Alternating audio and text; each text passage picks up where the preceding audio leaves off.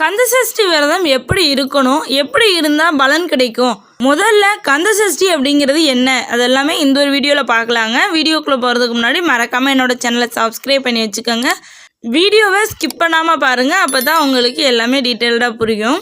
முதல்ல கந்தசஷ்டி அப்படிங்கிறது என்ன அப்படின்னு சொல்லி பார்க்கலாங்க. கந்தசஷ்டி அப்படிங்கிறது கந்த புராணம் படி என்ன சொல்கிறாங்கன்னு பார்த்தீங்கன்னா, சிவபெருமானுடைய 3வது கண் திறந்ததில் அக்னி சுவாலைகளால் சரவண பொய்கையினுடைய ஆற்றில் விழுந்து உருவானவங்க தான் முருகப்பெருமான் அப்படின்னு எல்லாருக்குமே தெரியும். முதல்ல முருகப்பெருமான் உருவாக்கப்பட்டதுக்கான காரணம் என்னன்னு பார்த்தீங்கன்னா, காசியப்ப முனிவர் அப்படிங்கிறவருக்கும் மாயை அப்படிங்கிற பெண்ணுக்கும் பிறந்தவங்க தாங்க சூரபத்மன், தாரகன், சிங்கமுகன். இவங்க 3 பேருமே சிவபெருமான் கிட்ட தவம் இருந்து சாகா வரம் பெற்றாங்க. தேவர்களையும் மக்கள்களையும் அந்த சாகா வரம் பெற்றதுக்கு அப்புறம் கொடுமை பண்ணிக்கிட்டு இருந்திருக்காங்க. இவங்களை எல்லாத்தையுமே அழிக்கணும் அப்படிங்கிறதுக்காகத்தான் முருகப்பெருமான் வந்தாருன்னு தெரியும். அப்போ முருகப்பெருமான் தன்னுடைய சேனைகளோட அவங்கள அழிக்கிறதுக்கு போகிறாங்க. அப்படி அழிக்கிறப்போ அவங்கள அழிக்கணும் அப்படிங்கிறதுக்காக முருகப்பெருமான் திருச்செந்தூருக்கு போகிறாங்க. அந்த கொடுமை புரிஞ்சிட்டு இருந்த அரக்கனை ரொம்பவே கொடூரமாக தாக்குறாங்க. 1 நாள் 2 நாள் இல்லைங்க, 6 நாட்கள் தாக்குறாங்க. 6 நாட்கள் தாக்கியும் அவன் உயிர் இழக்கலை. அப்புறம் 6வது நாள் ஒரு மாமரமாக மாறி அமர்ந்துக்கிறாரு அந்த சூரபத்மன் அப்படிங்கிற ஒரு அரக்கர். அப்போது முருகப்பெருமான் தன் தாயார் கொடுத்த வேல், அதாவது இந்த மாதிரி போருக்கு போகிறதுக்கு முன்னாடியே பார்வதி தேவி கொடுத்துருப்பாங்க.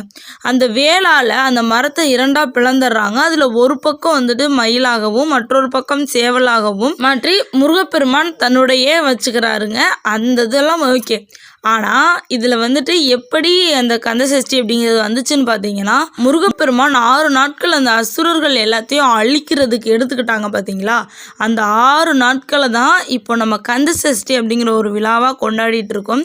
அந்த 6 நாட்கள் விரதம் இருந்து நம்ம முருகப்பெருமான் கிட்ட என்ன வேண்டினாலும் நடக்குங்க. இதை எதனால் இந்த நாட்களில் நம்ம என்ன வேண்டினாலும் நடக்கும் அப்படின்னு சொல்கிறாங்கன்னு பார்த்தீங்கன்னா, இது ஒரு கதையாக கூட சொல்லலாங்க. எப்படின்னு பார்த்தீங்கன்னா, முருகப்பெருமானுடைய தீவிர பக்தர் ஒருத்தர் இருந்தார். அவர் யாருன்னு பார்த்தீங்கன்னா, பாலதேவராய சுவாமிகள் அப்படின்னு சொல்லிட்டு ஒருத்தர் இருந்திருக்காரு. அவருக்கு ஒரு நாள் பார்த்தீங்கன்னா சரியான வயிற்று வலி. ஆனால் யார் குணப்படுத்தினாலும் குணப்படுத்த முடியலை. நாட்டு வைத்தியர் யாருமே குணப்படுத்த முடியலைங்க. வலியை தாங்க முடியாமல் அவரே யோசிக்கிறாரு, சரி நம்ம இறந்து போயிடலாம் அப்படின்னு சொல்லிட்டு யோசிக்கிறாரு. சரி நம்ம ஏன் நம்ம வீட்டில் இருக்கணும், நமக்கு பிடிச்ச முருகப்பெருமானோட சன்னதியிலே பிறந்துடலாம் அப்படின்னு திருச்செந்தூருக்கு வர்றாரு. அப்போது திருச்செந்தூர் முருகன் கோவிலில் சஷ்டி தொடங்கியிருக்குது.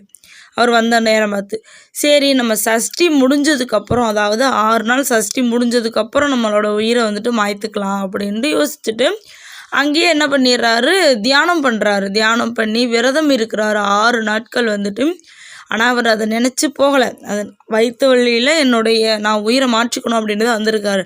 அவர் 6 நாட்கள் விரதம் இருந்து சஷ்டி முடியுது பார்த்தீங்களா, அப்போதைக்கு அவருக்கு சுத்தமாக வயிற்று வலியே இல்லை.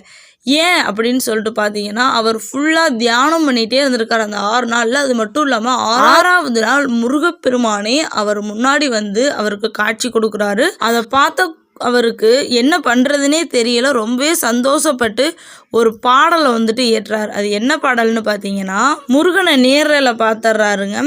பார்த்துட்டோடனே அவரோட வயிற்று வலி சரியாயிடுது. இதை காரணமாக வச்சு அவர் கந்தசஷ்டி கவசத்தை அந்த ஒரு சன்னதியில் எழுதியிருக்காருங்க. அப்போ தான் அவர் யோசிக்கிறாரு, ஓ நம்ம இந்த கந்தசஷ்டி கவசத்தை எழுதுறதுக்காகத்தான் முருகப்பெருமான் இந்த ஒரு திருவிளையாடலை நடத்தியிருக்காரு அப்படின்னு சொல்லிட்டு யோசிக்கிறாரு. இப்போது இந்த விரதம் எப்படி இருந்தால் நமக்கு பலன் கிடைக்கும் அப்படின்னு பார்க்கலாம். பார்த்தீங்களா, இந்த வருஷம் தீபாவளிக்கு அடுத்து வரக்கூடிய 22ஆம் தேதி கந்தசஷ்டி தொடங்கி 27ஆம் தேதி கந்தசஷ்டி முடியுதுங்க. ஆனால் அந்த 6 நாட்கள் மட்டும் விரதம் கடைபிடிக்கக்கூடாது அப்படின்னு ஒரு சில பேர் சொல்லுவாங்க. 7 நாட்களும் கடைபிடிக்கணும், அதாவது கந்தசஷ்டி முடிஞ்ச அடுத்த நாளும் நம்ம கடைபிடிக்கணும் அப்படின்னு சொல்லுவாங்க. அந்த அடுத்த நாள் எதனால் சொல்கிறாங்கன்னா, முருகப்பெருமான் சூரபத்மனை வதம் செஞ்சதுக்கப்புறம் தியானம் புரிய போயிடுவார். தீய செயல் செஞ்சுருக்கான் அப்படின்னு சொல்லிட்டு சிவபெருமானை நோக்கி தியானம் செய்ய போயிடுவார். அந்த நாளையும் நம்ம விரதத்தில் எடுத்துக்கணும் அப்படின்னு சொல்லுவாங்கங்க.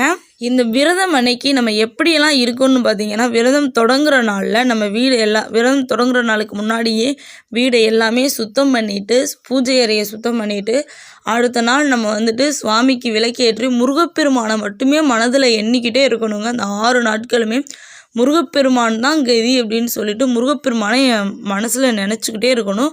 விளக்கு ஏற்றி முருகனுக்கு அதாவது வேல் அது மாதிரி இருந்துச்சுங்கன்னா நீங்கள் முருகனுக்கு அபிஷேகம் கூட பண்ணலாம். பால், மஞ்சள், தண்ணி இது போல் வந்துட்டு அபிஷேகம் கூட பண்ணலாங்க. ஒரு சில பேர் கடுமையான விரதம் இருப்பாங்க, எதுவுமே சாப்பிடாம தண்ணியை மட்டும் குடிச்சிட்டே விரதம் இருப்பாங்க. ஆனால் ஒரு சில பேர் பால், பழங்கள் இதெல்லாமே சாப்பிடுவாங்க. ரொம்ப அந்த முன்னாடி காலத்துலலாம் ரொம்ப கடுமையாக விரதம் இருக்கிறவங்க ஒரு நாளைக்கு 1 மிளகுன்னு கணக்கில் எடுத்துக்கிட்டு 7 நாளைக்கு வந்துட்டு 7 மிளகு சாப்பிடுவாங்கங்க. ரொம்ப பசிச்சிச்சுன்னா சாப்பாடு சாப்பிடலாங்க, இல்லைன்னா ஒரு வேளைக்கு சாப்பாடு சாப்பிடலாம்.